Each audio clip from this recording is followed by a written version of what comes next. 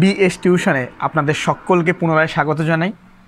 গুরুজনদের প্রতি শ্রদ্ধা এবং ভালোবাসা জানিয়ে এবং একই সঙ্গে ছোট ছোট ভাই বোনদের প্রতি ভালোবাসা জানিয়ে আজ আমরা আমাদের এই ক্লাসটি শুরু করতে চলেছি। এটা কোনো সাধারণ ক্লাস হবে না। আজ আমরা যে বিশেষ একটি বিষয় নিয়ে আলোচনা করব সেটি হবে আমাদের আসন্ন 2024-এর উচ্চ মাধ্যমিক পরীক্ষা নিয়ে। তো এই উচ্চ মাধ্যমিক পরীক্ষা দেওয়ার আগে আমাদের অনেকের মনেই ভীষণভাবেই প্রশ্ন থাকে যে আমরা কীরকমভাবে প্রিপারেশান নেব, কীরকমভাবে পড়লে ভালো হয়, পরীক্ষার আগে ঠিক কীরকমভাবে পড়লে আমরা সঠিকভাবে সমস্ত প্রশ্নগুলো করে দিয়ে আসতে পারবো। এই বিভিন্ন রকমের এক্সেট্রা কোশ্চেন থাকেই। তো এই স্বাভাবিক ব্যাপারটাকে আমরা যত জটিল করে ভাবি এটা কিন্তু ততটা জটিল একদমই নয়। আমরা যদি কেউ সঠিক রকমভাবে এবং ভালো রকমভাবে গাইডেন্স নিয়ে যে পড়াশোনাটা করি, যদি কোন পথে করলে আমাদের খুব অল্প পড়ব কিন্তু পরীক্ষাতে প্রত্যেকটা প্রশ্ন আমরা করে আসতে পারবো, অর্থাৎ একটা প্রশ্ন আমরা ছেড়ে আসব না। তাহলে তোমাদের মনে তো প্রশ্ন থাকতেই পারে যে স্যার বা দাদা আমরা অল্প পড়ব কিন্তু আবার একই সঙ্গে সমস্ত প্রশ্ন করে আসব, সেটা ঠিক কীরকমভাবে পসিবল। তো আজকে আমি সেইটা নিয়েই আলোচনা করতে চলেছি। আর তোমরা নিশ্চিন্ত থাকো যে আমি তোমাদের যেই ওয়েতে পড়তে বলবো, অর্থাৎ যেই পথে পড়তে বলবো, যেমনভাবে পড়তে বলবো তোমরা ঠিক তেমনভাবেই পড়বে। খুব অল্প পড়তে হবে, একদম বেশি পড়তে হবে না।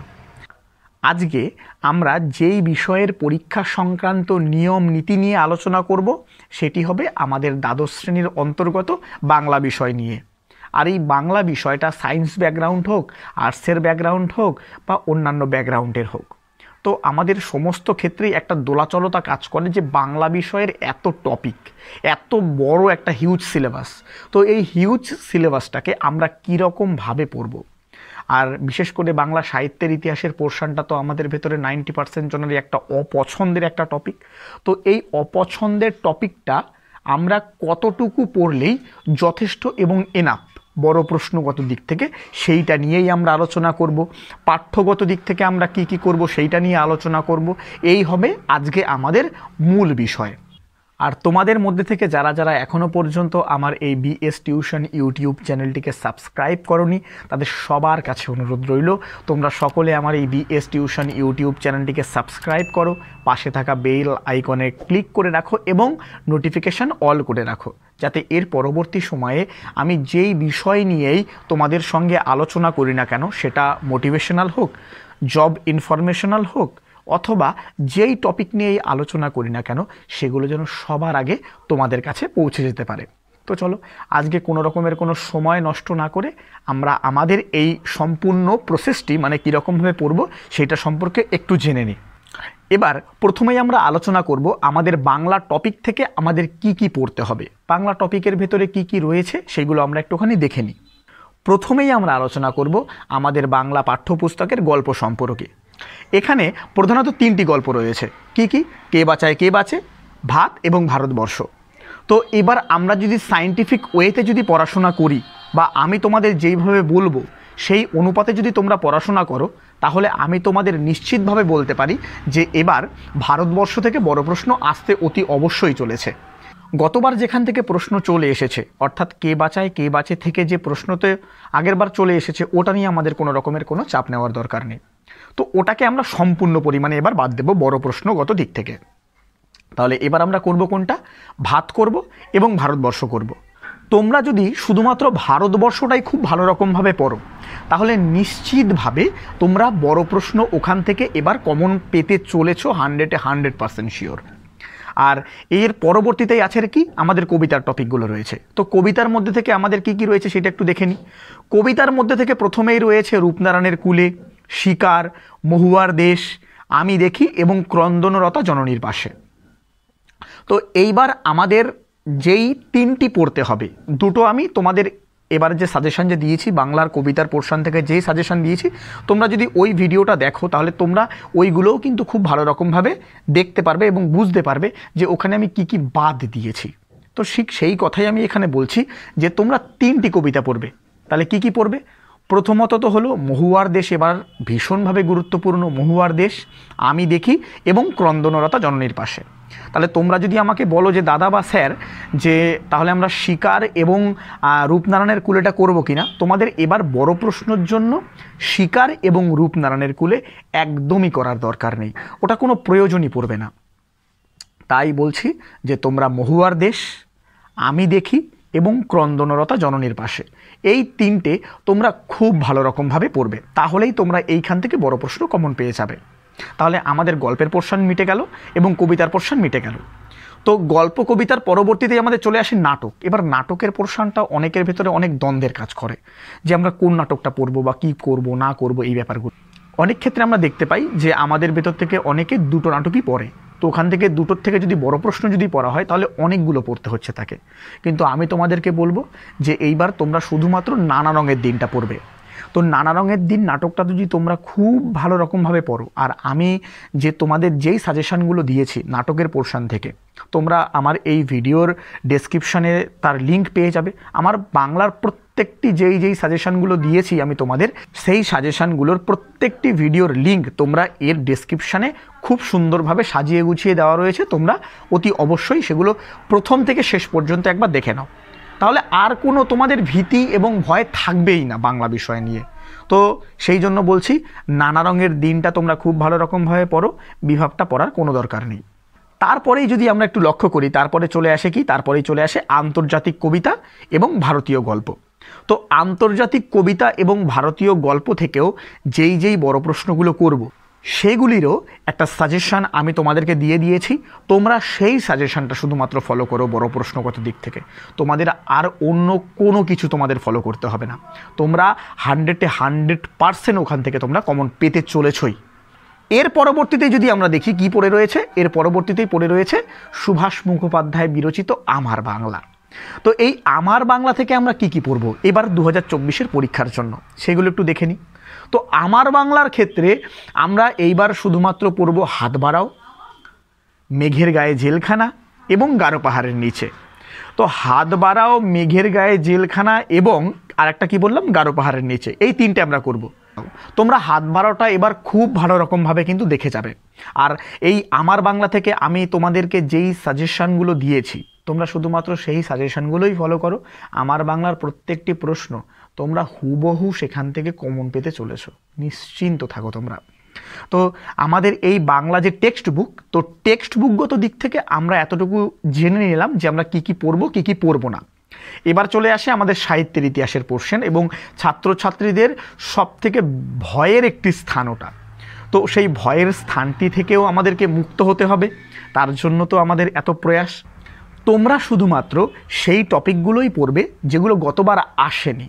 আমি তোমাদেরকে এই নিয়েও আমি তোমাদের খুব শীঘ্রই একটা ভিডিও দিতে চলেছি, বা ওই সাহিত্যের ইতিহাসের পোর্শন থেকে আমার এখনও পর্যন্ত ফাইনাল ভিডিও অর্থাৎ কিনা সাজেশনের ভিডিও তোমাদেরকে এখনও প্রোভাইড করা হয়নি, তার জন্য আমি তোমাদের কাছে ক্ষমা প্রার্থী। কিন্তু খুব শীঘ্রই তোমাদের কাছে সেই সাজেশনের ভিডিও আসতে চলেছে, তোমরা একটুখানি অপেক্ষা করো। তোমাদের প্রত্যেকটা আর্টসের যেই বিষয়গুলো রয়েছে প্রায় সবগুলোই দেওয়া প্রায় হয়ে যাচ্ছে। তো প্রত্যেকটা তোমরা দেখবে, রাষ্ট্রবিজ্ঞান, এডুকেশান, ইতিহাস, এগুলো প্রায় সবগুলোই দেওয়া কমপ্লিট হয়ে গেছে। তো এই আমাদের বাংলা সাহিত্যের ইতিহাস থেকেও খুব শীঘ্রই আসতে চলেছে তোমাদের কাছে, তাই একটুখানি টাইম চেয়ে নিচ্ছি আমি। তো সেইখান থেকে যেই বিষয়গুলো আমরা করব সেটা আমি এখন একটু ওপরই বলে দিচ্ছি। যে আমাদের ধরো দুখানা প্লট রয়েছে, আমাদের সাহিত্যের ইতিহাস বইটা খুললেই তোমরা দেখতে পাবে দুখানা প্লট, আর প্রথম প্লট এবং সেকেন্ড প্লটের ভেতরে পাঁচখানা করে অধ্যায় রয়েছে। তো আমি তোমাদেরকে বলবো যেই অর্থাৎ ধরো প্রথমের পোর্শন যে ভাষার যে আমাদের যে চ্যাপ্টারগুলো রয়েছে, তো সেইখান থেকে আমরা কোনটা করব, যেটা আসেনি, যেটা চলে এসছে সেই দুটো অধ্যায় আমরা পড়বই না, বাকিগুলো কি তিনটে। আর নিচেরটার ক্ষেত্রে অর্থাৎ কিনা আমাদের যে শিক্ষা সংস্কৃতি এবং একই সঙ্গে আমাদের যে খেলাধুলার যেই পোর্শনগুলো রয়েছে না, তো সেইখান থেকে যেটা চলে এসছে গতবার, যেই টপিক থেকে চলে এসছে সেই টপিকটাকে আমরা বাদ দিয়ে দূরে সরিয়ে রেখে বাকি যে তিনখানা যে টপিক যে রয়েছে সেই তিনখানা, মানে আমাদের 10খানার থেকে আমরা 4খানা পড়বই না বড় প্রশ্নগত দিক থেকে।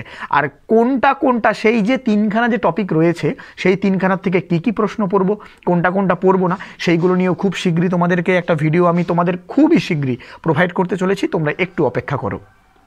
তাহলে দেখো তোমাদের বাংলার প্রথম থেকে একদম পুরো শেষ পর্যন্ত আমাদের প্রায় অনেকগুলো টপিক কি হয়ে গেল, আমাদেরকে পড়তে হবে না, কিন্তু এইগুলো না পড়েও আমরা পরীক্ষাতে সম্পূর্ণভাবে নাম্বার নিয়ে আসতে পারবো। তাই জন্যই আমি তোমাদেরকে বলছি, আমি যেই যেই টপিকগুলো বাদ দিলাম এবং যেই যেই টপিকগুলো তোমাদের এখানে ইনক্লুড করলাম, মানে যোগ করলাম, যে এগুলো পড়তে হবে, এগুলো পড়া অতি অবশ্যই উচিত, তোমরা শুধুমাত্র সেই টপিকগুলোই পড়ো, এর বাইরে তোমরা কিচ্ছু পড়ো না। এবার তোমরা তো আমাকে বলতে পারো যে দাদা, যে তুমি তো আমাদেরকে বলে দিলে কি কি পড়তে হবে, কি কি না পড়তে হবে, এবার আমরা কিভাবে পড়ব সেইটা সম্পর্কে একটুখানি জেনে নিই। কারণ এইটাও একটা বিশাল বড় প্রশ্ন, যে আমরা জানি কি কি পড়তে হবে, কিন্তু কীরকমভাবে পড়তে হবে, যে সেই প্রসেসটা কি সেইটা আমরা কিন্তু জানি না। তো সেই প্রসেসটা নিয়ে আজকে অল্প বিস্তার করে আমি তোমাদের সঙ্গে আলোচনা করব। পরের দিন আমি তোমাদেরকে একদম পুরো চার্ট ওয়াইজ কি কি কোন সময় পড়তে হবে, কত ঘন্টা করে পড়তে হবে, সমস্তটা আমি তোমাদেরকে বলে দেব। তো আজকে একটুখানি বলে দিই, তোমরা একটুখানি মনোযোগ দিয়ে শোনো।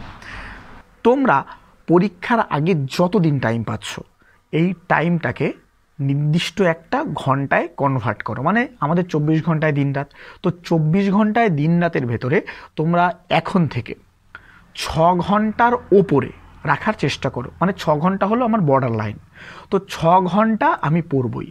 তাহলে 24 ঘন্টার ভেতর থেকে 6 ঘন্টা বার করা, মানে তোমার হাতে তাও থাকছে কত, 18 ঘন্টা।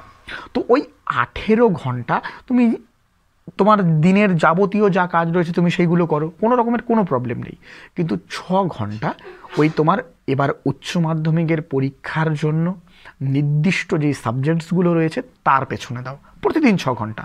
তো যতদিন টাইম পাচ্ছ ততদিন তোমরা কম করে 6 ঘন্টা টাইম দাও। আমি তো তোমাদেরকে অতি অবশ্যই বলবো যে তোমরা 6 ঘন্টার ওপরেই পড়ো, 7 ঘন্টা, 8 ঘন্টা, 9 ঘন্টা কি 10 ঘন্টা পড়ো, কোনো রকমের কোনো চাপ নেই। তো যেহেতু সামনে পরীক্ষা চলে আসছে তাই বলছি, তাই তোমরা একটা কাজ করো, 6 ঘন্টা একটা বর্ডার লাইন রাখো, যে এই বর্ডার লাইন পর্যন্ত আমি পড়ব। তাহলেই তোমরা দেখতে পারবে যে পরীক্ষার হলে গিয়ে কত ইজিলি তোমরা সমস্ত প্রশ্ন করে দিয়ে আসতে পারছো। আর আমার এই প্রত্যেকটি কথা, প্রত্যেকটি যে প্রশ্ন, সেগুলো সবগুলো তোমাদের পরীক্ষাতে গিয়ে মিলে যাবে। তাই বলছি যে এখন থেকেই কম বেশি করে 6 ঘন্টা করে টাইম রাখো। 6 ঘন্টার নিচে একদমই নয়, 24 ঘন্টার ভেতর থেকে 6 ঘন্টা বার করা কোনো রকমের কোনো কষ্টের ব্যাপার নয়। আশা করি তোমরা সকলেই সেটা পারবে। সেইভাবে পড়াশোনা করো। আর কীরকমভাবে পড়তে হবে, কি টাইম টেবিল হবে, কীরকমভাবে কি আমরা পড়লে পুরো কমপ্লিট করে দিয়ে আসতে পারবো পরীক্ষাতে, এবং একই সঙ্গে আমাদের সিলেবাসটাও কমপ্লিট হয়ে যাবে। আমাদের মধ্যে থেকে অনেকে এরকম রয়েছে যারা সারা বছর পড়াশোনা ঠিকভাবে করতে পারেনি, এবং যাদের ভিতরে অল্প মেধাবী সম্পন্ন ছাত্রছাত্রী, তাদের উদ্দেশ্য করে বিশেষ করে বলছি, তোমরা তো অতি অবশ্যই আমার এই চার্টটাকে ফলো করবে। আগামী কাল অথবা পরশু আমি তোমাদের সেই চার্টটি প্রোভাইড করব, সেই চার্টটি তোমরা দেখো এবং চমৎকারভাবে পরীক্ষা দিয়ে আসো।